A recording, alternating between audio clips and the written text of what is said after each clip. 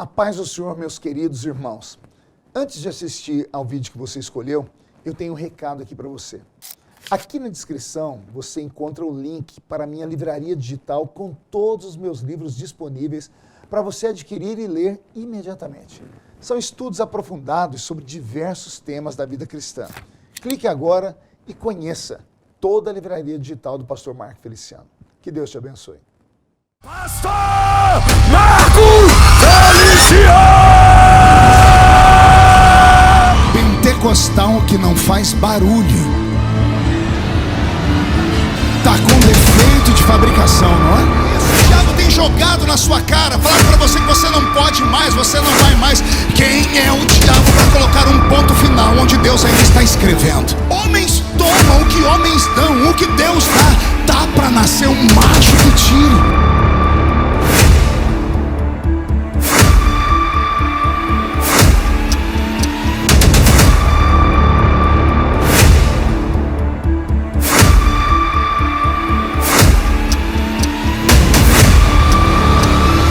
Os Samalates e Tobias que falaram que essa festa acabou, morreu, eu te repreendo em nome do Senhor Jesus, porque se ninguém pode falar, eu posso, porque eu nasci nessa tribuna, eu nasci aqui, eu sou prova de que Deus pega o menino do mato e coloca entre os príncipes da terra. Sai da frente, Satanás, estamos em guerra.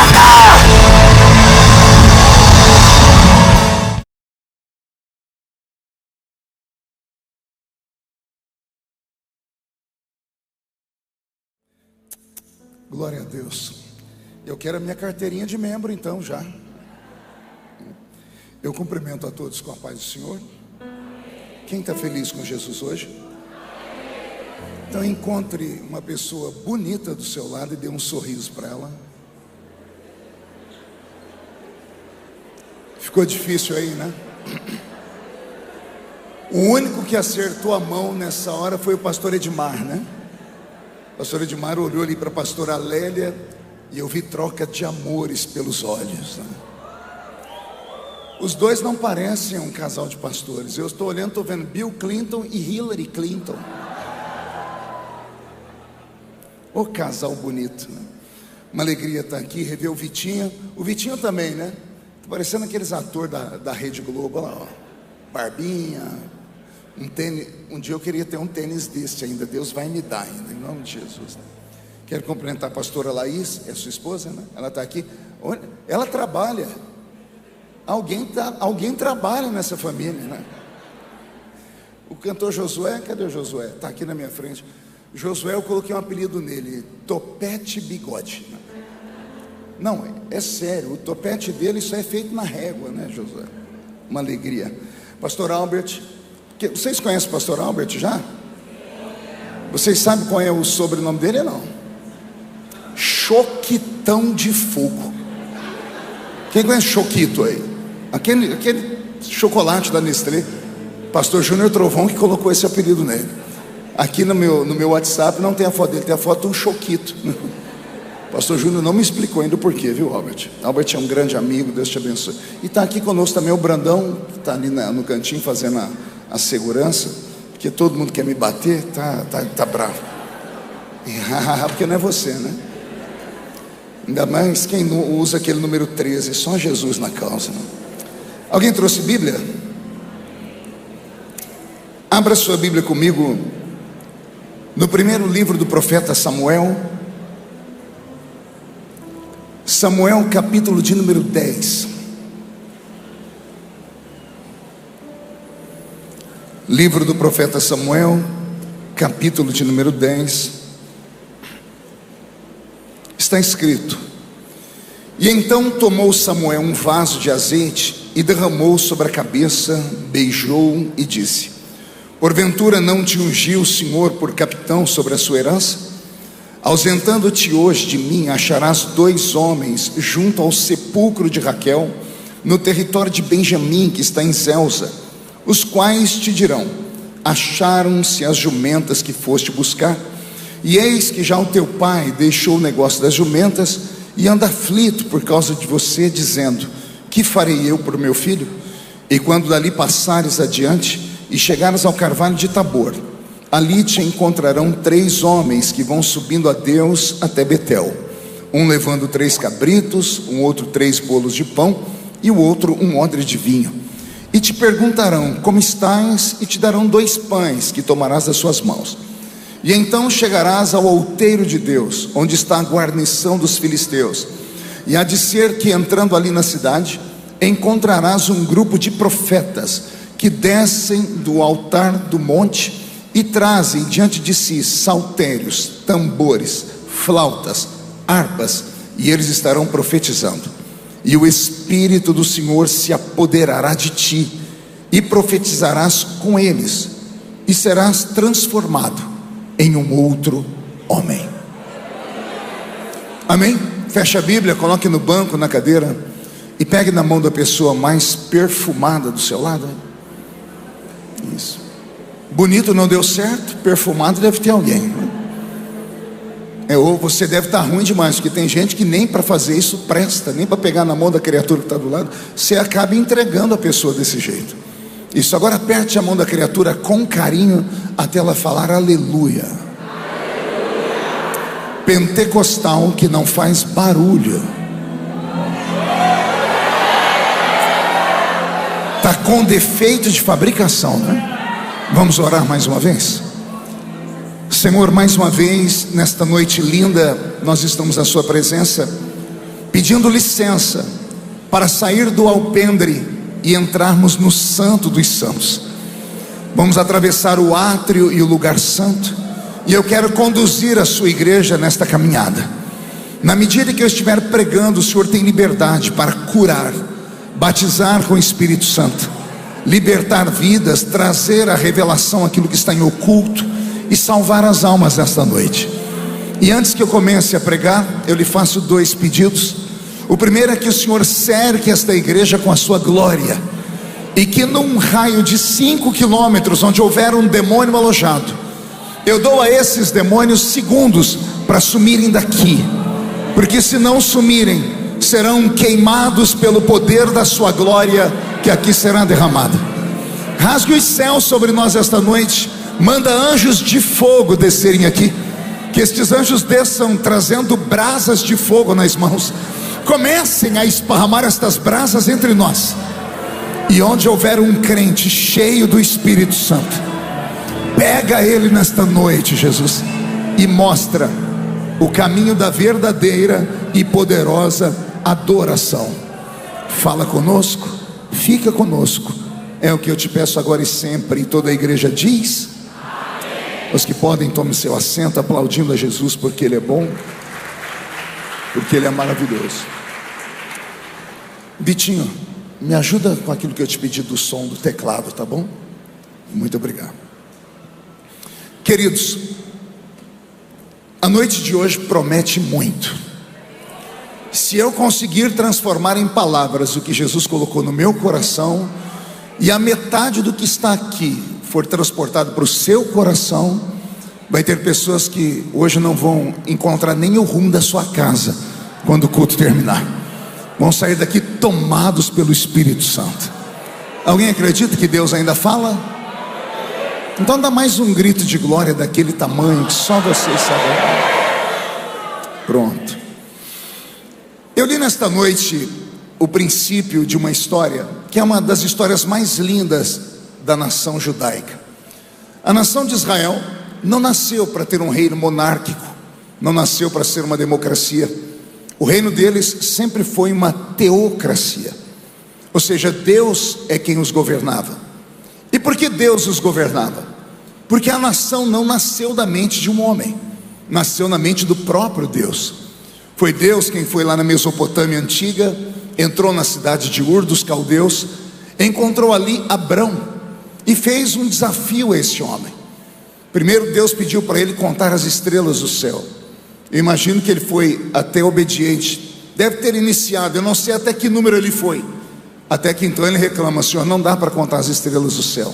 E Deus dizendo: assim também será a sua geração, incontável. Aí Deus aperta e fala para ele contar a areia da praia.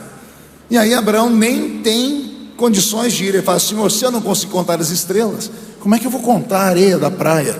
E o Senhor disse para ele: assim será o número dos seus descendentes. Então Deus dá a ele uma palavra de ordem: sai do meio da sua parentela, mas sai sem mapa, sai sem um GPS, sai sem saber para onde ir, só sai da sua tenda e do meio da sua parentela. Eu não sei qual foi o critério que Abraão usou. Vou para a esquerda, para a direita, para o leste, para o norte, para o sul. Eu sei que ele saiu sem saber para onde ir. Por isso ele recebe a nomenclatura de pai da fé. Ou seja, ele sai sem ver com os olhos humanos, mas acreditando que aquela voz que falava com ele tinha uma direção para ele. Então de Abraão vem Isaac, de Isaac vem Jacó, de Jacó os seus 12 filhos, a quem Deus transforma em tribos, dá crescimento, e aí nasce a nação de Israel. Então a nação de Israel não nasceu para ser uma nação comum, era uma nação teocrática, o governante era Deus. Estava indo tudo muito bem? Na verdade não muito bem, ia sempre aos trancos e barrancos. Se você pegar o livro de Juízes, por 270 anos, nós vamos ver Israel cair e levantar como um bêbado. Israel se erguia e tombava. Deus tirou eles lá do Egito, colocou eles na terra prometida, e agora que eles têm todos os motivos do mundo para adorá-lo, eles não dão conta de adorá-lo. Eles fazem questão de mexer lá nas suas tralhas que vieram do Egito e pegaram as pequenas imagens esculpidas por mãos humanas, herança da Mesopotâmia, que acabou chegando no Egito e agora faz parte da cultura deles. E então começam a adorar Baal, Astarote, Azera, Marduk, os deuses da Mesopotâmia antiga. E Deus nunca apoiou isso. Então qual era a forma que Deus usava para puni-los? Deus tirava a sua mão e incitava o coração das populações vizinhas. Ora eram os heteus, os heveus, os girgazeus, os zeus daquele mundo antigo. E Deus tinha uma finalidade: curar o seu povo do maior de todo, ou da maior de todas as enfermidades, da maior de todas as doenças, que era o pecado da idolatria. Mas Deus não teve sucesso no livro de Juízes. Por isso, por 270 anos, Israel se levantava e tombava, se levantava e tombava. Por que isso, pastor? Porque quando tudo estava mal, eles escondiam as imagens e se lembravam do Deus de Abraão. Aí eles choravam, clamavam, e Deus é pai, pai se compadece do filho. Deus vinha, libertava ele da mão dos inimigos, levantando juízes, homens e mulheres poderosos do Senhor. E quando tudo estava bem, ora eles indo lá e pegando as imagens dos ídolos de novo. Então eles eram capengas, caíam e se levantavam. Chegou então o tempo do último de todos os juízes, que foi o único homem no Velho Testamento que teve um ministério tríplice. O nome dele, Samuel. Samuel foi sacerdote, Samuel foi profeta e Samuel também foi juiz. Qual é a diferença entre um sacerdote e um profeta? Você se lembra? Eu sei que estou numa Assembleia de Deus aqui, os herdeiros da escolinha bíblica dominical, né? Vamos lá. O sacerdote era ungido por Deus para quê? O sacerdote era ungido para ouvir o povo, acender uma chama no altar, dar a Deus um sacrifício para chamar a atenção de Deus e falar a necessidade do povo. Para que era ungido o profeta? Na via contrária. O profeta ouvia as lamúrias, os desejos e os pedidos de Deus e transmitia para o povo. Olha que interessante, o sacerdote ouvia o povo e falava com Deus, o profeta ouvia Deus e falava com o povo.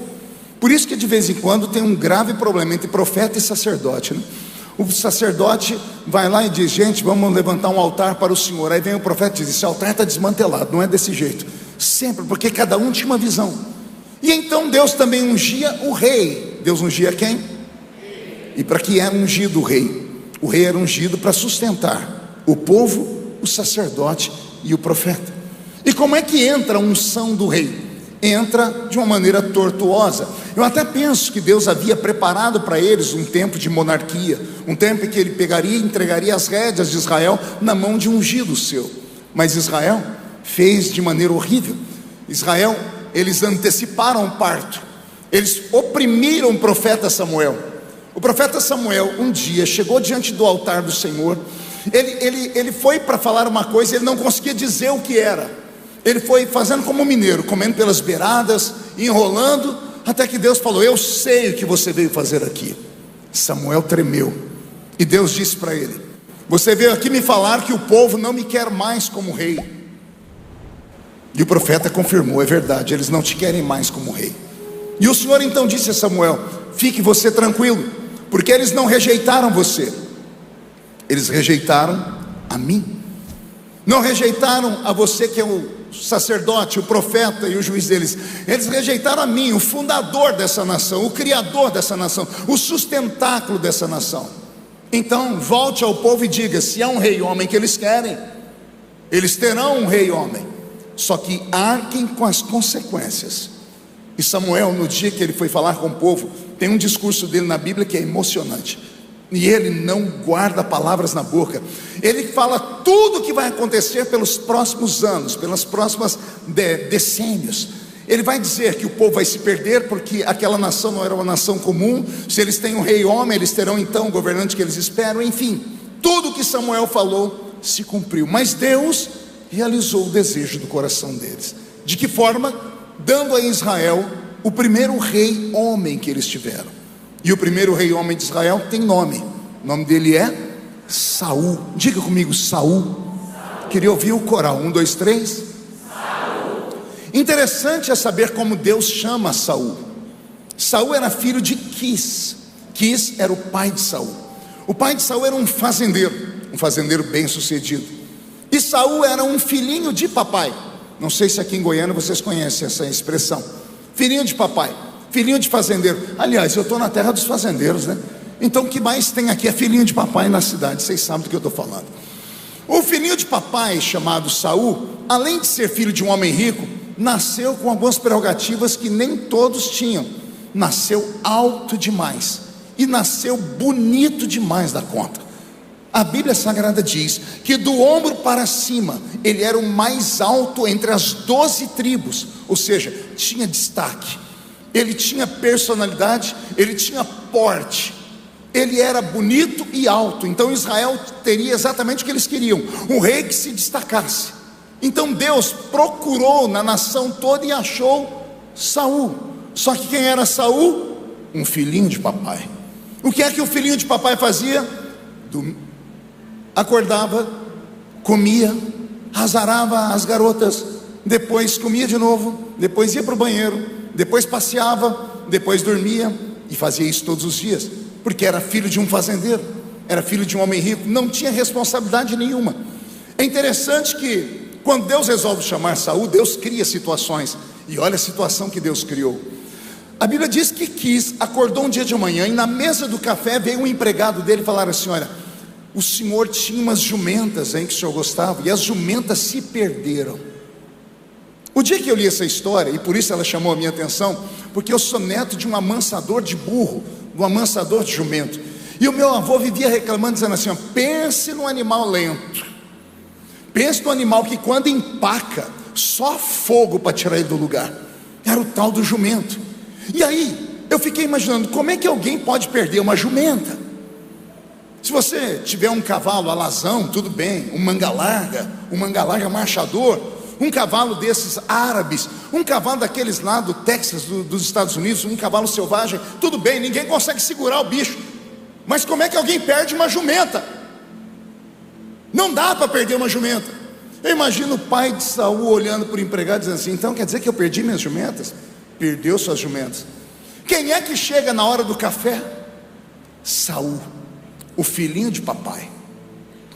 Lá vem ele olhando o que tem para comer, se coçando todo, acordando 10 horas da manhã, 11 horas. Ele começa a comer e o pai olhando para ele, olhando para o empregado, olhando para ele, olhando para o empregado. Olha o que Quis fez. Saul, sim meu pai, vou te dar um emprego hoje. O que é que o senhor quer que eu faça? Você vai procurar as jumentas que eu perdi. Um trabalho fácil, meu filho. A jumenta não pode ter ido longe, porque ninguém perde jumenta, eu sou o único, fui marcado pela história.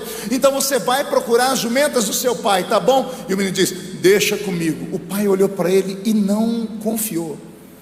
Saul, você vai procurar as jumentas? Vou. Então você não vai sozinho, meu filho. Por quê? Eu vou chamar um capataz meu aqui. O pai, não acreditando que ele teria capacidade de pegar um jumento que não é violento, que não sai correndo, mandou um empregado, alguém que tinha habilidade para ir com ele. A Bíblia Sagrada diz que Saul foi e ele levou consigo um saco de pão. Um saco do quê? Ele só pensou no bucho dele. É um filhinho de papai que só come e dorme. Ele sentou no lombo do cavalo junto com o capataz e foi, o empregado e o senhorzinho. A Bíblia Sagrada diz que quando chegaram num certo lugar, Saul colocou a mão no alforje dele para pegar pão e não tinha mais comida. A Bíblia diz que instantaneamente ele falou assim para o empregado dele: acabou a comida, vamos voltar para casa. Ele não estava nem aí para a jumenta, ele só pensava nele. Quando ele disse para o empregado: vamos voltar para casa porque acabou o pão, o empregado disse: meu senhor, se não me falha a memória, nós estamos num lugar aqui especial em Israel. Se não me falha a memória, nessa colina mora um santo homem de Deus, mora o profeta Samuel. E Saul dizendo: e daí? E daí que ele disse: e se nós formos até ele? Ele é vidente, ele pode nos dizer onde é que estão as jumentas. Saul, mesmo sendo filhinho de papai, sabia que com o homem de Deus não se brincava. Ele diz: eu até queria ir, mas eu não tenho nada para oferecer ao profeta. O que eu trouxe foi pão e o pão acabou. Aí o empregado disse para o patrão, preste atenção nesses detalhes: eu tenho aqui, meu patrão, 1/4 de ciclo de prata. Eu empresto para o senhor e o senhor dá para o profeta, e depois o senhor me paga de volta. 1/4 de ciclo de prata cabia aqui na palma da mão. Saul pegou emprestado do empregado. Procuraram a casa do profeta Samuel e acharam. Amarraram os cavalos, ele apeia do cavalo. Quando vai chegando perto da porta do profeta, a porta se abre. Antes dele bater a porta se abre, o profeta dá um passo e diz: eu estava te esperando aqui. 4 crentes entenderam. Eu vou falar de novo para ver se todo mundo entende.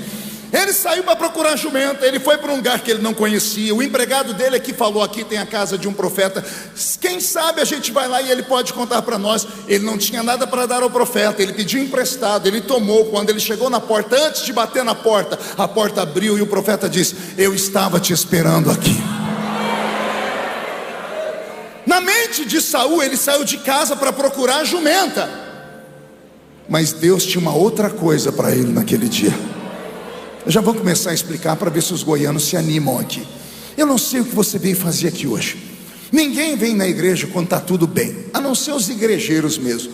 A grande maioria só vem quando tem um agitador de águas, porque na expectativa de que um profeta fale com a gente. Outros vêm porque talvez não tenha um lugar melhor para ir, mas a grande maioria só vem quando perde alguma coisa na vida.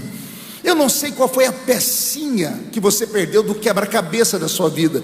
Se foi a saúde, se foi a sua vida emocional, se foi o seu emprego, porque são essas coisas que traz a gente para a igreja. E eu estou aqui para te falar em nome de Jesus, que tudo isso que você veio procurar não se compara ao que você vai encontrar aqui nessa noite. Pode explicar melhor, pastor? Explico. Deus usou uma isca para te trazer aqui, porque se não fosse através da dor, você não viria. Se não fosse através desse momento de dificuldade, você não estaria aqui. Mas o Senhor me manda te dizer: você veio procurar jumenta, mas o que eu tenho para você é infinitamente maior do que jumenta. Você vai voltar para sua casa hoje completamente transformado. Se alguém acredita nisso, dê mais um grito de glória a Deus, por favor. Veja só, lá está o rapaz na frente do profeta. Eu imagino ele engasgando, porque ele não conhece o profeta, mas o profeta, além de conhecê-lo, já sabe o nome dele. Então ele olha para o profeta e entra na casa do profeta. Alguém se lembra que eu disse que ele queria voltar para casa por quê? Tinha faltado a comida. Quando ele entra na casa do profeta, tem uma mesa posta. A Bíblia diz que todos os anciãos de Israel estavam ali, representante das 12 tribos, os homens que falavam pelo povo de cada tribo. Ninguém sai de casa da noite para o dia. O profeta mandou um convite para todos eles: vocês estejam na minha casa dia tal, hora tal. Por quê? Porque eu tenho algo para comunicar a vocês da parte de Deus. Quando eles chegaram, já tinha uma mesa posta, comida estava pronta, a mesa estava pronta, só que ninguém tocou na comida. Pergunte por quê? Só falo se todo mundo perguntar.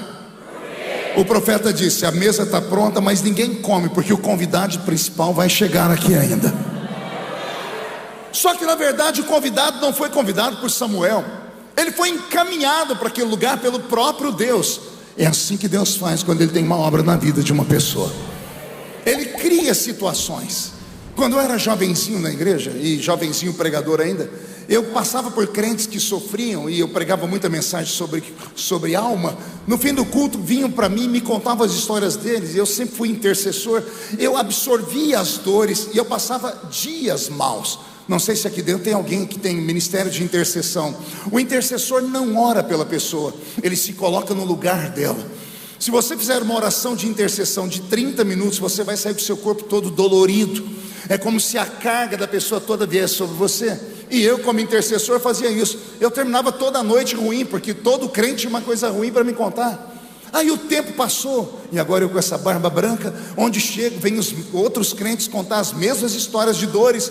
Só que agora eu não fico mais triste, eu não fico dolorido. Aliás, tem dias que eu nem expresso nada com o rosto. Teve crente que já disse assim: nossa, o senhor é insensível. Eu estou falando que eu perdi tudo, o senhor não está nem chorando, o senhor não está falando nada. Eu digo: não, querido, não é insensibilidade.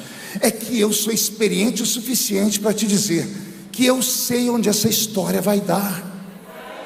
Ele diz: mas como assim, pastor? Eu digo assim: Deus só prova aquele que Ele quer aprovar. Não, vou tentar falar para ver se todo mundo entende. Deus só deixa você perder uma coisa quando Ele quer te devolver pelo menos em dobro ali na frente. Não, Deus não é sádico. Deus não se alimenta da sua dor nem do seu sofrimento, mas às vezes Ele é obrigado a permitir que situações adversas aconteçam na sua vida, porque só assim você chegaria aqui no culto hoje. Se você estivesse com a sua vida completamente perfeita, a grande maioria estaria em casa agora, assistindo uma série da Netflix, comendo lá um caldo, porque Goiânia tem o melhor caldo do Brasil, comendo o tal do piqui, que até hoje eu não entendo o que vocês têm na cabeça de comer esse negócio, mas cada um. Não, você estaria em casa tomando uma bela de uma Coca-Cola, ou os crentes mais fracos escutando o Gustavo Lima, né? Não interessa, você não estaria aqui. Você só veio para cá hoje porque você sabe que você já tentou. No lado A não deu certo, no B não deu certo, no C também não. Restou para você a casa do Deus de Israel. Então Deus colocou um anzol no seu queixo, Ele te fisgou e Ele te puxou para cá hoje. E Ele continua mandando te dizer: fique em paz, eu já cuidei da sua história. Eu só te trouxe aqui para tentar abrir a sua mente, a sua visão, porque o que eu tenho na sua vida é algo infinitamente maior. Alguém acredita que Deus tem um plano na vida dele aqui? Então não dá um grito agora, não, dá um berro de glória a Deus aí, por favor. Pois é, Saul se assenta, e ele não se assenta em qualquer lugar. Samuel deixou um lugar do lado dele. Samuel autorizou a comida, só que na frente de Saul não tinha prato. Como assim, pastor? Ele autorizou os outros anciãos a comerem, mas na hora de Saul comer, a Bíblia diz que Samuel, pode ler depois, 3 capítulos antes e 3 depois, você vai ver essa história. Samuel chamou o copeiro, ou o cozinheiro, alguém que estava servindo a mesa, ou o garçom, eu não sei quem era, ele disse: pegue agora a minha porção, a comida do profeta, e reparte ela em 2. Por quê, profeta?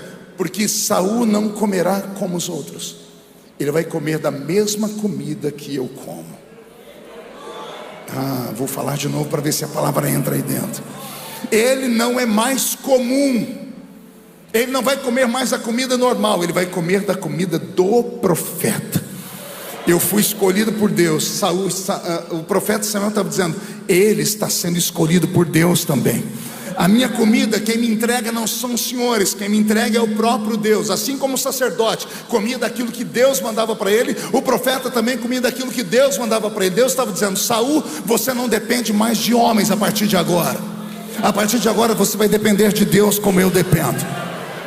E assim como eu como das revelações do Senhor, você também poderá caminhar no mesmo caminho e não depender mais da horizontal, e depender a partir de agora só da vertical.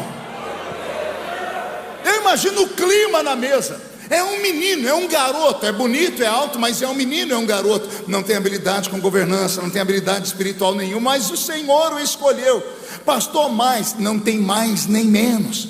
Quando Deus escolhe, está escolhido e ponto final. O dono da casa diz que é Ele. Se o dono da casa diz que é Ele, quem é você ou quem sou eu para falar que não é? Do que o senhor está falando, pastor? Eu estou falando daquele pré-julgamento que a maioria dos crentes tem. Quando vê alguém pregar ou cantar, ou quando vê Deus destacar alguém, as pessoas fazem questão hoje de entrar no Google para descobrir a vida da pessoa. E a internet hoje destrói a vida de qualquer um. Aí as pessoas, ao invés de comerem daquilo que vem da pessoa, começam a dizer: não, mas ele não pode, ela não pode. Olha, aconteceu isso, aconteceu aquilo outro. Aí Deus é obrigado a falar assim: ô queridinho, quem manda nessa jossa que ainda sou eu. E eu escolho quem eu quero, não é quem você quer. Vou dar um exemplo prático. Lá no capítulo 9 do livro de Atos dos Apóstolos, tem um que Deus escolhe.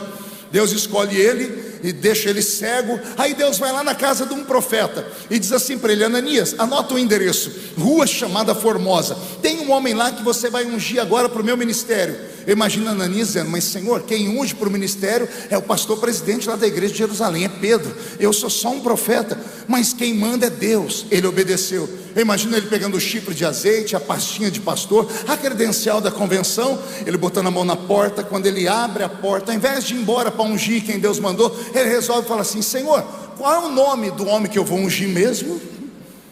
Aí Deus, todo feliz, diz assim: o nome dele é Saul de Tarsite. Vocês conhecem ele como Saulo de Tarso. Ananias, ao invés de falar: muito obrigado, senhor, estou indo, Ananias olha para fora, imagino eu, para ver se ninguém escutou aquela heresia. Ele fecha a porta, põe um chifre de azeite de cá, a pastinha de lá, fala: Senhor, vamos conversar. O que você quer conversar, Ananias? Esse aí não é o assassino de crente? É o assassino de crente. Esse aí não é o perseguidor? É o perseguidor. Esse aí não é o anticristo? É o anticristo. Senhor, mas ele não presta. Aí o criador do mundo olha para a criatura, o dono olha para o empregado e diz assim: deixa eu te falar um negócio, quem manda sou eu, quem escolhe sou eu. Eu arco com as consequências, porque eu vejo o que você não vê. Ele não presta para você porque você só vê um palmo na frente do seu nariz. Eu já enxerguei o futuro. Hoje ele pode estar me dando prejuízo, mas no futuro ele vai me dar um lucro extremamente violento. O que o senhor quer dizer com isso, pastor? Eu quero dizer que Jesus vai te levantar depois dessa noite. Vou falar de novo, acionei o modo profético. Se quem crê recebe. Deus vai te levantar depois dessa noite. O que vai chegar de gente e botar o dedo no bedelho, vai falar que você não presta, que isso, aquilo, por favor, ignore, dê um beijinho no ombro e fale para eles: quem me escolheu não está aqui, está sentado no alto e sublime trono, vai reclamar com ele. Deus escolheu Saul e ponto final. Samuel não perguntou para os líderes: vocês aceitam a governança dele? Vocês aceitam que não, ele só diz: aqui está o rei de Israel. Eu subi um arrepio na coluna. Imagine, ele sai procurando jumenta e ele recebe uma coroa. Para chegar até ali ele teve que pedir um quarto de ciclo de prata emprestado para o empregado. Ele vai voltar para casa como dono de todas as minas de ouro e prata de Israel. Mas você não está entendendo, eu vou falar de novo. Ele saiu de um jeito, ele saiu sem nada, tendo que pedir emprestado. Ele voltou milionário para casa. Agora você entendeu, pega essa palavra aí. Quem sabe Jesus te trouxe aqui porque você está desempregado, porque você está atribulado, porque você está... Se eu perguntar aqui quem está endividado, eu acho que só o nosso pastor que não vai levantar a mão. Até os bancos da igreja é perigoso virar o pé para cima aqui, né? E olha Jesus falando: você veio e pediu até emprestado, você corre o risco de sair por aquela porta como o maior empresário da cidade de Goiânia, como o maior fazendeiro da cidade de Goiânia. Por quê, pastor? Não tem porquê, tem o desejo dele, e o desejo dele é inescrutável para nós que somos seres humanos. A mente humana não é capaz de tentar compreender a mente de Deus. Por isso alguém escreveu assim: a loucura de Deus é mais sábia que a maior sabedoria aqui da terra. Já pensou se Deus hoje, com a loucura dele, resolve te exaltar, resolve te tirar do anonimato, resolve te tirar do monturo e te colocar entre os príncipes da terra? Se Deus for escolher uma pessoa aqui dentro para fazer isso, quem é a pessoa? Quem se candidata? Deixa eu ver. Não acredito em você. Você primeiro levantou, demorou para levantar a mão. Segundo, está me olhando com uma cara feia, parecendo que foi batizado num pote de vinagre. Terceiro, está me olhando com esse olho seco, parecendo olho de sapo que morreu no dia de enchente. Achou que eu não ia falar, né? Quarto, está me olhando num culto de festa pentecostal com essa boca travada, essa boca de aço, essa língua de ferro e esse queixo de concreto. Se você acredita que Deus pode mudar a sua vida, reage, pelo amor de Deus. A nossa fé é uma fé pentecostal. Essa igreja é uma igreja pentecostal. Eu estava ali do lado do pastor, o Roberto, cantando, e o pastor orou em línguas. Eu disse, eu estou no lugar certo. Se nós estamos numa igreja pentecostal, o nosso culto ele é místico. Ele extrapola os limites da razoabilidade humana. O nosso culto começou aqui em Goiânia, mas nós já estamos agora chegando perto das regiões celestiais. É claro que nem todos, tem gente que vem para a terra e se agarra à terra e não solta ela, mas tem crentes que já estão chorando, estão com a mão erguida, estão dizendo, esta palavra é para mim. Se tem alguém que acredita que esta palavra é para você, reage e faz um barulho para acordar a cidade inteira nesta hora.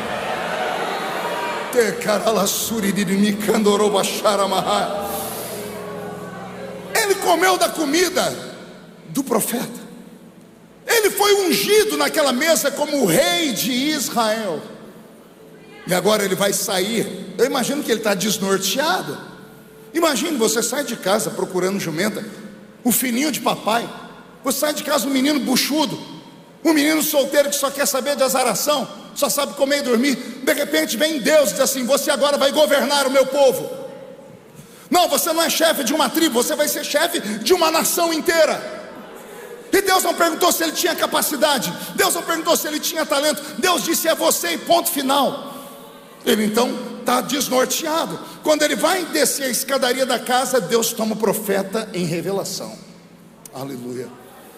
O profeta segura ele pelo ombro, imaginou ele dizendo, Saul, Deus está me mostrando. O que, profeta? Você saindo daqui e passando pelo território de Zelza. E o que tem no território de Zelza? Você vai passar pelo sepulcro de Raquel. Lembra do texto que eu li? Ao sair daqui, você vai passar pelo sepulcro de Raquel.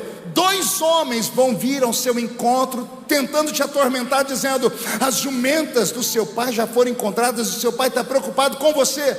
O profeta diz, ignore-os e continue marchando. Quer ver a revelação?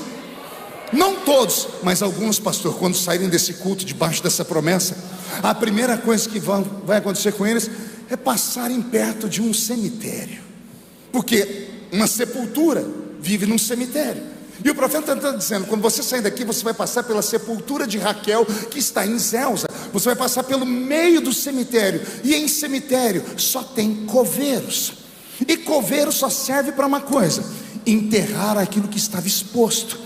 É Deus dizendo assim, quando você sair desse culto hoje e contar para alguém o que aconteceu, vão falar para você, você ainda acredita em pastor?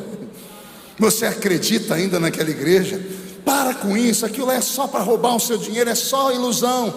São os coveiros que vão cruzar o seu caminho. Você tem 2 opções, ouvir os coveiros e voltar triste para casa dizendo, eu fui enganado, ou você tem a condição de sair como Saul. Quando ouvir os coveiros, atropele-os, passe por cima deles e grite, eu me apego na palavra profética, eu guardo ela no meu coração, porque Deus não é homem para mentir, não é filho do homem para se arrepender das coisas que ele fala. Quando ele fala, ele cumpre. Homem fala em pé, não sustenta sentado, mas quando Deus fala, ele cumpre o que ele fala. Pastor, como é que eu sei que esta palavra é para mim? Geralmente Jesus toca quando ele está falando com a pessoa. Está com o corpo arrepiado, está chorando aí, subiu um arrepio pelo alto da cabeça, se emocionou, você acredita que essa palavra é para você? Se você acredita, pegue ela com unhas e dentes, coloca aqui no coração e manda um recado para o diabo. Não tem anjo no céu, não tem demônio no inferno, e não tem homem na terra que roube a promessa que Deus está me dando aqui nesta noite. Alguém crê que essa promessa é para ele? Então agora não dá um grito não, dá um berro aqui, mas um berro daquele tamanho.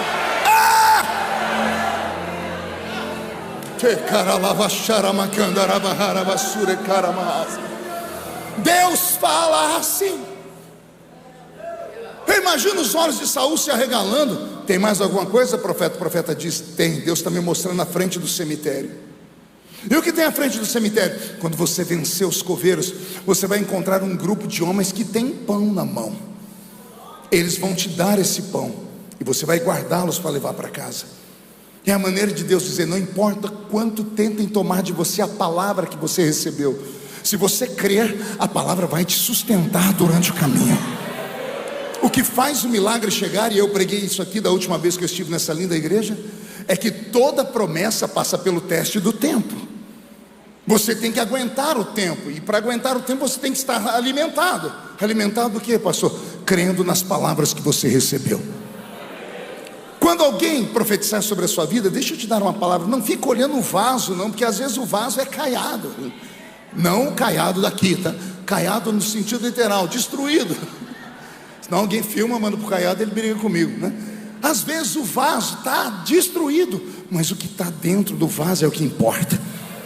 A palavra falada por Deus não faz curva.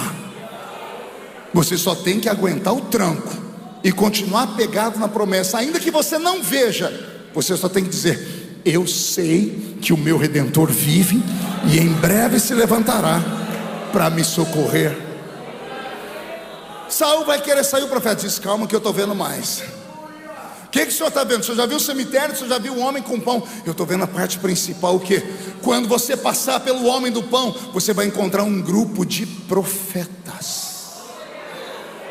que estão subindo a Deus no alto, e eles não estão indo de mãos abanando, eles estão levando flautas, saltérios e tambores.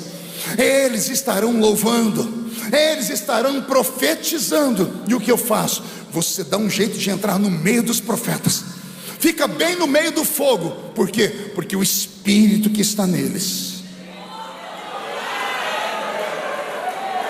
Ah, Jesus!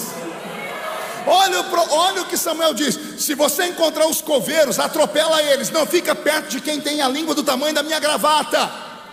Faça as suas escolhas nessa noite. Quer continuar a ser apenas uma pessoa bem querida? Então continue andando com a sua rodinha de crentes, que quando termina o culto, se reúnem lá fora com a língua do tamanho da minha gravata, repito, para falar mal de tudo e de todos. É você quem faz a escolha. Agora, se você acredita que Deus ainda faz, se reúne com gente mais crente do que você. Se reúne com aqueles crentes do manto, do mistério. Aqui tem uns 4 aqui dentro, tem. Aqui tem gente que sobe o monte para orar, tem gente que já tem. Aqui tem gente que gosta de vigília, tem crente aqui que dá lugar. Então se aproxima deles.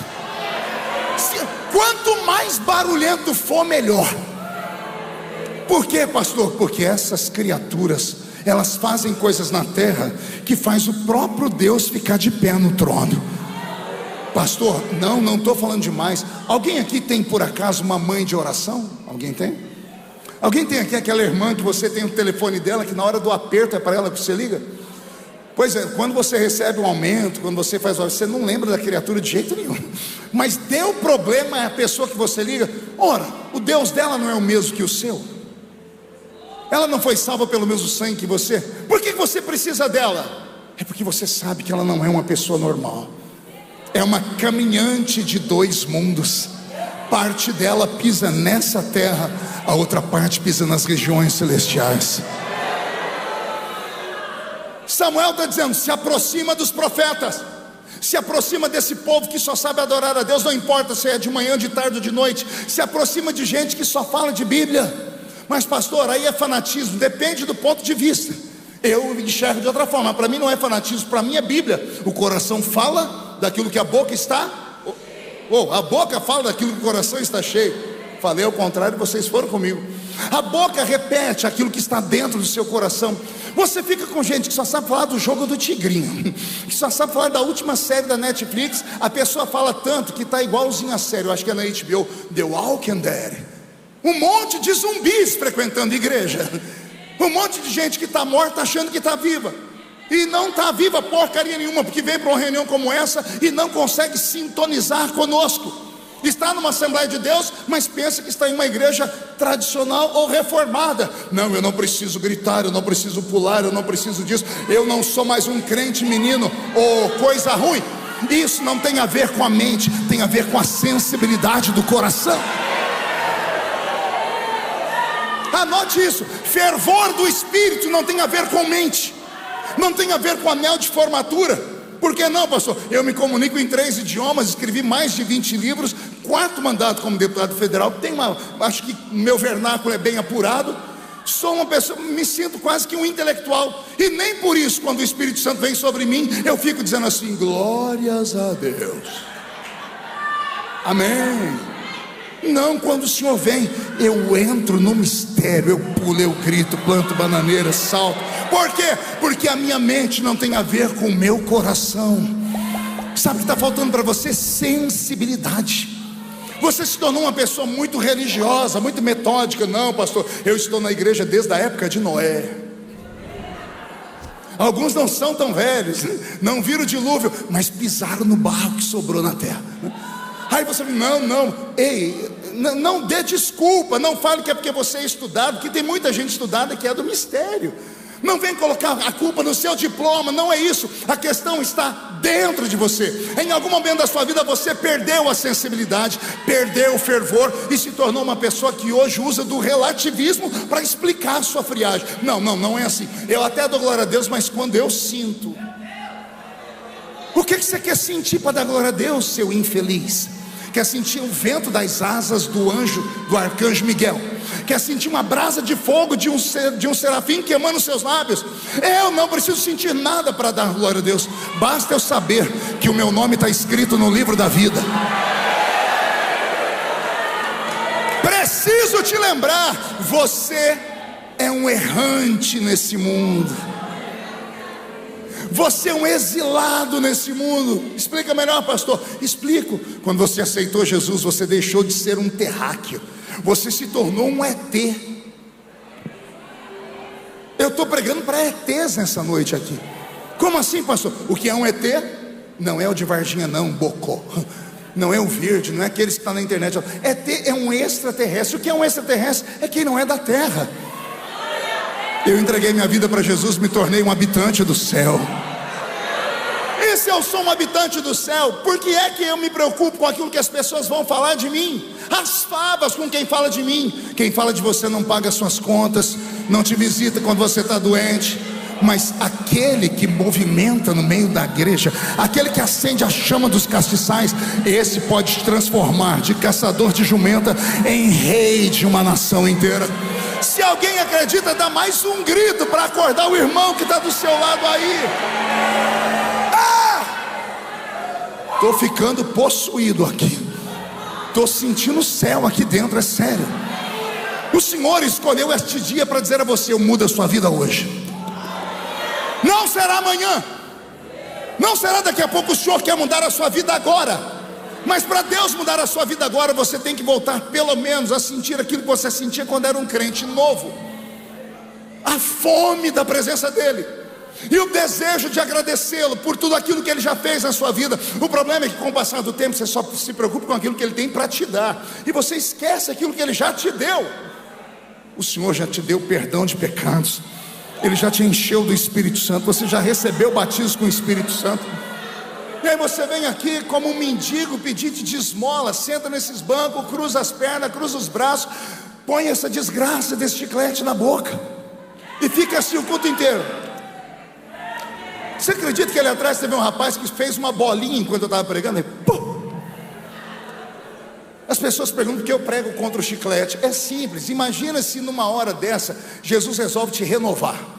Você com o chicletão na boca, você resolve dar um glória a Deus e falar em línguas, o chiclete voa no cabelo da irmã que está na sua frente. Aí a irmã põe a mão e descobre. Pense no inferno que vai acontecer na sua vida. Então eu estou te dando um livramento aqui. Não basta vir para a igreja e ficar filosofando o culto inteiro. To be or not to be, that's the question. Será que eu sou arminiano? Será que no céu vai ter lágrimas e choro? Oh, criatura, aproveita a presença. Bebe desta fonte. Recebe esta palavra. Pastor, mas e se não for para mim? Faz ela ser sua. Faz ela ser sua. De que jeito? Chame a atenção de Deus. Como, pastor? Sei lá, pula, grita, planta bananeira, sai correndo, bate a cabeça na parede. Imagine se as pessoas que estão aqui dentro vão te olhar, você chamar a atenção da gente, que somos seres humanos. Imagina aquele que criou os céus e a terra. O Senhor quer te dar um renovo violento, mas Ele exige de você no mínimo uma adoração extravagante. Tem coragem? Você vai encontrar um grupo de profetas que descem do alto e eles estarão cantando, louvando. E o que eu faço? Entra no meio deles. E o que eu faço? Comece a cantar com eles. Comece a buscar a face de Deus com eles. Porque o que vai acontecer comigo? E há de ser que o Espírito de Deus se apossará de ti. Vou falar de novo. O Espírito de Deus se apossará de ti. A palavra apossar é possessão. Se você procurar aí no dicionário Aurélio, nos dicionários brasileiros, o que é possessão? Eles só entendem um tipo: possessão maligna, quando uma entidade toma um corpo. O ímpio não sabe que Deus também faz possessões. O dicionário brasileiro diz que só existe possessão se for da parte do diabo. Aí eu li um texto que o Senhor diz: o meu espírito vai se apossar de ti. Vou falar de novo: o Espírito do Senhor se apossará de ti. Agora respire fundo aí. O Espírito de Deus se apossará de ti e te tornará, no original, te transformará em um outro homem. A promessa de Deus não é que você será um homem reformado. O Senhor não está prometendo fazer uma harmonização facial em você. Não é uma cirurgia plástica. Não é uma blefaroplastia. Falar 3 vezes, está batizado com o Espírito Santo. Sabe o que é blefaroplastia? É uma cirurgia que faz aqui em cima. Eu estou precisando fazer, inclusive, porque eu não estou nem enxergando direito mais. Ficou velho, vai caindo tudo derrete. O Senhor não quer fazer uma cirurgia plástica. A promessa de Deus não é você ter um momento de êxtase, levantar a mão, chorar e falar: nossa, eu senti Jesus hoje, atravessar aquela porta e voltar para uma vida tacanha, pequena, vazia, pecaminosa, guardando seus pecadinhos de estimação e não abrindo mão deles por nada. Não é esta a promessa. A promessa é te transformar. A palavra transformação no grego é a palavra metamorfose.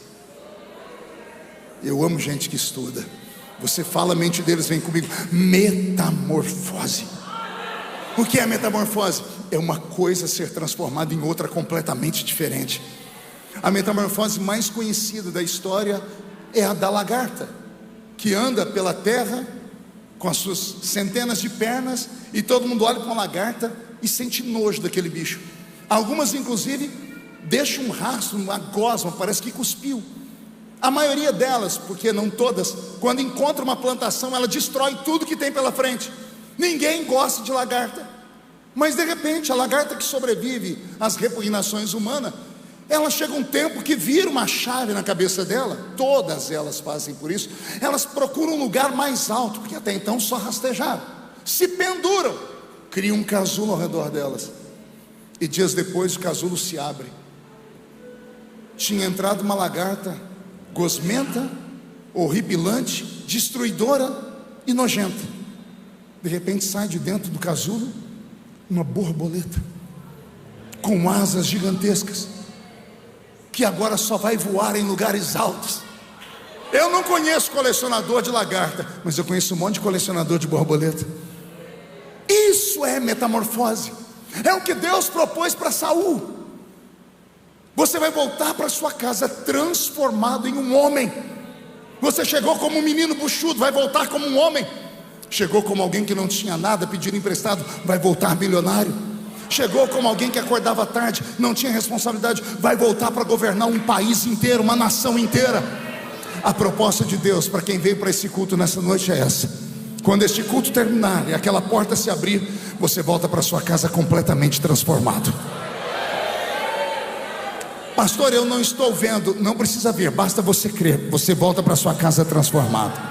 A transformação vai ser tão violenta que eu vou te dar conselhos. Chegando na rua da sua casa, chega berrando essa noite: cheguei!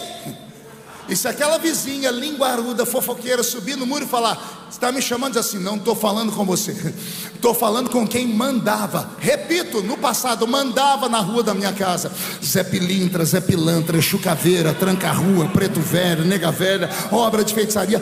Quem manda aqui agora sou eu.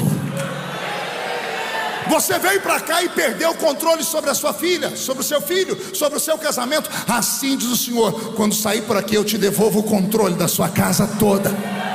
Veio para cá descontrolada financeiramente, o meu Deus ainda é dono do ouro e é dono da prata. Volta com o controle sobre as suas finanças para casa nessa noite. Saiu daqui, veio para cá descontrolado do seu ministério, passando por violências, querendo entregar carteirinha. Assim diz o Senhor: eu restauro o seu ministério nesta noite. Eu te dou uma unção tão grande que você vai sair dessa igreja na força de uma leoa parida. Já viu essas expressões? Leoa parida. Uma leoa parida, nem o leão aguenta ela. Ela luta pela cria dela, se for preciso, com o inferno inteiro. O que Deus está te dando nessa noite é tão forte, é tão violento, que a pessoa que está sentada do seu lado perdeu a chance de pegar um celular e fazer uma selfie com você agora. Por quê, pastor? Porque agora ela está sentada aqui, você chama ela até pelo primeiro nome. Daqui a alguns meses, estou profetizando, daqui a algumas semanas, alguns anos, você vai chamar essa pessoa de doutor, de doutora, de excelência, de senhora, o maior escritor de Goiânia, a música mais regravada da história. Por quê, pastor? Porque Deus não fala com quem está ausente, Ele só fala com quem está presente. Ele me trouxe aqui só para te dizer: eu vou transformar a sua vida nessa noite. Mas para isso você tem que provar que merecer você não merece, mas pelo menos que você quer isso. Alguém quer? Mão direita para cima, chacoalhe ela. Agarre o ombro da criatura do seu lado. Eu amo fazer isso. Agarrou, porque tem gente que nem para me obedecer presta, ou raça ruim. Agarrou o ombro. Diga para a pessoa: o médico falou para não contrariar. Agarrou, chacoalha a pessoa até ela ficar irritada. Não é assim não, é assim, ó. Chacoalha a pessoa, diga: Deus te trouxe aqui. Sacode ela, diga: para isso. Sacode, diga: para isso. Deus te trouxe aqui para sacudir a sua história nessa noite. Deus vai sacudir o seu casamento, Deus vai sacudir os seus filhos, Deus vai sacudir o seu ministério, Deus vai sacudir a sua empresa, Deus vai sacudir o seu escritório, Deus vai sacudir o seu salão de beleza, Deus vai sacudir a sua mente, Deus vai sacudir essa igreja, Deus vai sacudir o estado de Goiás inteiro. Se alguém crê nisso, reage, pelo amor de Deus.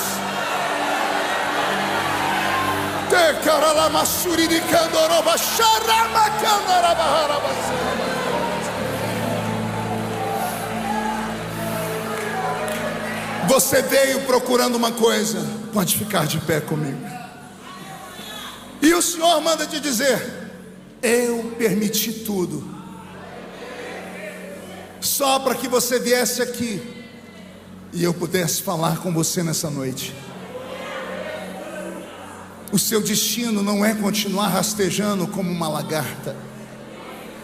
O seu destino é voar como uma borboleta. Se alguém acredita nisso, diga: eu creio. Feche os olhos por um momento. O pastor me deu autoridade para fazer as coisas aqui. Eu quero fazer um convite nessa noite, mas eu quero que você preste bastante atenção no convite, porque cada vez que você vem ao altar, você faz uma aliança, um pacto. Alianças e pactos têm preço. Então, por favor, não venha só emocionado. Feche os seus olhos. Eu quero orar só com quem cansou de ser uma lagarta, só com quem cansou de ser repudiado, humilhado, cuspido, rejeitado. Eu quero orar com quem quer voar. Só que tem um preço. A sua saída dos bancos, a sua caminhada pelo corredor da igreja, chegar aqui perto do altar, vai te fazer inimigo número 1 do diabo. E o diabo usará de todas as artimanhas, incluindo lá no cemitério usar alguém para roubar a sua paz. Mas se você permanecer firme, Deus tem um pão da revelação para te sustentar. E depois Ele vai te levar para o meio dos profetas, e Ele vai te ungir, e a sua história será linda. E enquanto permaneceres com Ele, Ele permanecerá contigo. Porque infelizmente a vida de Saul termina ruim, porque em algum momento ele rejeitou da parte de Deus tudo aquilo que Deus havia dado para ele. Então a culpa não foi de Deus, foi dele. Mas enquanto ele foi fiel, o Senhor foi fiel a ele. A igreja de olhos fechados. Eu quero orar com essas pessoas. Tem alguém cansado e quer uma mudança na sua vida? Estou te esperando aqui no altar. Teve um corajoso. Eu não estou chamando ninguém para aceitar Jesus agora não. O pessoal da equipe já está aqui. Eu estou chamando quem quer mudança. Estou falando com você que é crente há anos, com você que é ministro, que é pastor, que é pastora, que está na igreja cansado, entra em culto vazio, sai oco daqui. Você vem em busca de algo e não recebe esse algo nunca. Sua vida é enxugar gelo. Se esparrame aqui pelos flancos, pelo lado esquerdo, lado direito, para que caiba bastante gente. Isso. Chegue mais perto do altar para caber mais pessoas. Feche os olhos. Teramassuri de Candoro Vashnarabacandara Maharabas. Teralassuri de Candaramas, Seriatoriamah Checandarabas. Isso, pode chorar. Mas se ficar com a boca aberta, melhora mais ainda. Agora é hora de gritar. Vai, Ana! Grita no altar. E se alguém achar que você está bêbado, dá de ombros. Porque todo mundo sabe que você quer é gerar um filho.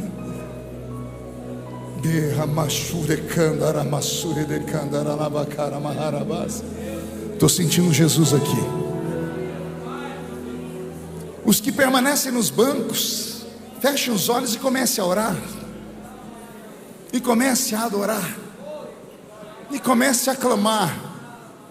E comece a dizer: Senhor, confirma. E comece a transformar a vida dos seus filhos.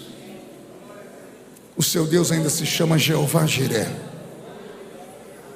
o Deus da providência. Senhor, eu oro nesse momento para que o grande Deus de Israel, o Deus que nós professamos, a quem nós adoramos nessa noite, a quem nós clamamos, comece a se manifestar no nosso meio, destravando vidas, quebrando os grilhões e soltando, Senhor, aquilo que prende o seu filho e a sua filha a uma vida pequena, a uma vida vazia. O Senhor ainda é o Deus da providência. Então comece, Senhor, a mostrar para nós que o Senhor nunca mudou. O Senhor que se encontrou com Saul naquele dia, se encontre conosco aqui nessa noite, em nome de Jesus, seu Filho.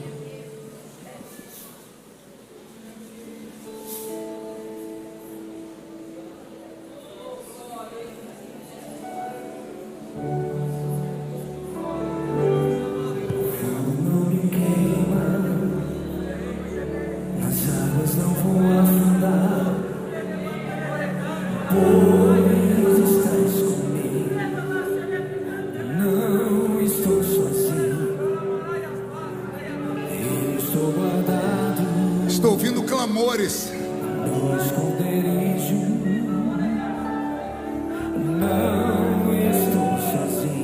Estou ouvindo gritos. É assim que funciona.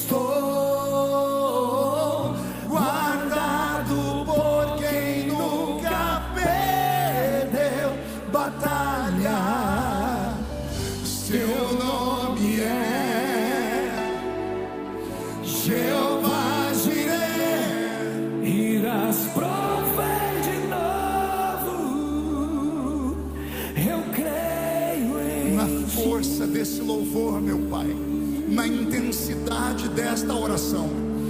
Eu ouço barulho de espadas acima do teto da Assembleia de Deus Buena. Eu ouço barulho de espadas, anjos e demônios degladiando. Eu já sei de quem é a vitória, Senhor. A vitória dos seus filhos que estão quebrando o arco, cortando a lança, estão gritando, estão chorando, estão implorando, estão batendo os pés no chão, estão guerreando com o invisível. Senhor, vai haver uma mudança, vai haver uma transformação, vai haver uma metamorfose. Amanhã, quando o dia amanhecer, os seus filhos terão testemunhos para contar. Esse final de semana será o melhor final de semana que eles já tiveram na história desse ano. Testemunhos serão contados via telefone, pela internet, no púlpito das igrejas. Se é verdade o que eu estou falando, onde houver alguém, Senhor, que o Senhor está escolhendo, levantando, erguendo para um tempo novo, enche eles do Espírito Santo. Renova, Senhor. Senhor, eu queria ouvir um coral de línguas estranhas aqui nesse lugar. Senhor, o Senhor ainda é o Deus que pode fazer a igreja navegar no oceano do seu Espírito. Senhor, nos ajude a navegar na sua presença. Espírito, Espírito, e desce cá. Vai, assembleiano raiz, reage.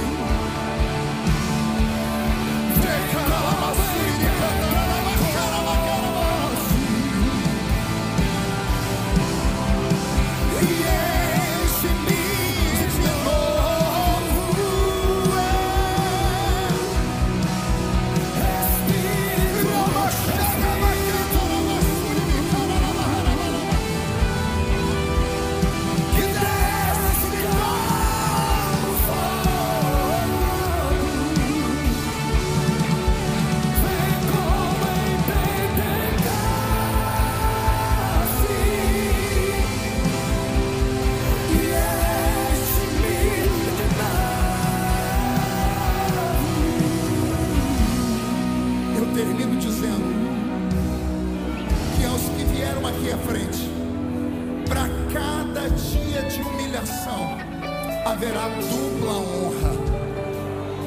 E eu profetizo para todos os que estão aqui dentro, que a glória da última casa será maior do que a glória da primeira. E quem viver verá, para ver onde Deus vai te colocar. E quem acredita, levante a mão direita para o céu comigo e diga em nome de Jesus: todos os demônios que roubaram a minha fé, a minha alegria, eu ordeno, venha para a palma da minha mão, feche a sua mão, vou contar até 3, você vai jogar no chão e pisar em cima. Vai se cumprir Lucas 10:19, vos dei poder para pisar sobre serpentes e escorpiões, sobre todo o poder do diabo, e nada fará mal a vocês. E depois que pisarmos, nós vamos abraçar umas 2 pessoas e vamos dizer para eles: Deus está transformando a minha vida nessa noite. 1, você nunca mais será o mesmo. 1,5, sua família sentirá orgulho de você de novo. 2, quem viver verá, para ver o que Deus fará na sua vida por esses dias. 2,5, esta linda igreja será conhecida como a igreja dos guerreiros. 2,75, Goiânia, como eu sempre profetizo quando estou aqui, será mais uma vez a capital do avivamento do Brasil. 3, jogue no chão, pise em cima, abrace 2 pessoas e diga: Deus está transformando a minha vida. Abrace alguém, não fique sozinho. Ele vem me buscar e com ele eu irei. Eu não sou daqui, pra casa voltarei. Ele vem me buscar e com ele eu irei.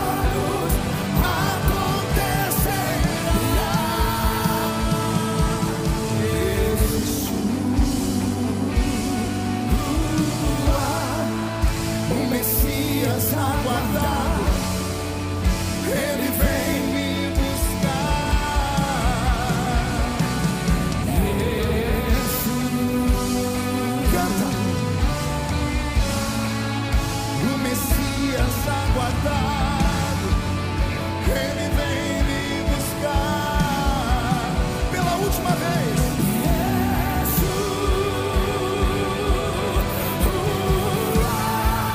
o Messias aguardado, Ele vem me buscar.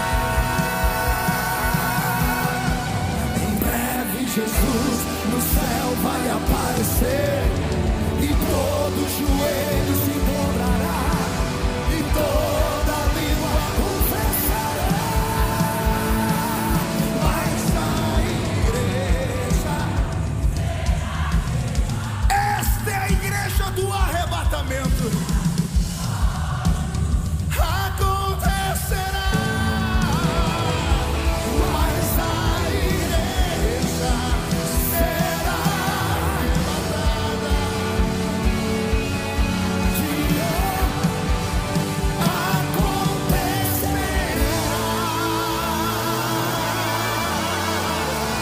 Quem pode aplaudir? Quem pode aplaudir e gritar?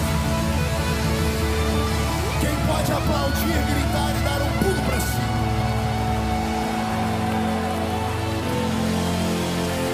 Sai da frente, Satanás!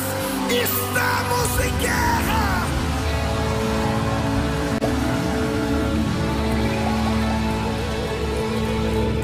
Amém. Murche a barriga e estufe o peito. Olhe nos olhos da criatura que está do seu lado. Se o olho dela não estiver vermelho, enfie o dedo no olho dela.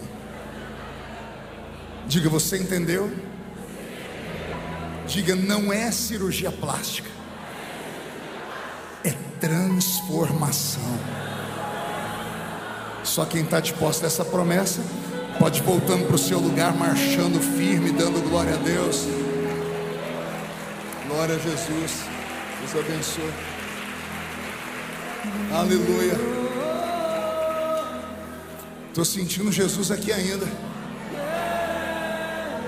Bora fazer uma vigília aqui? Ó que eu encaro, hein?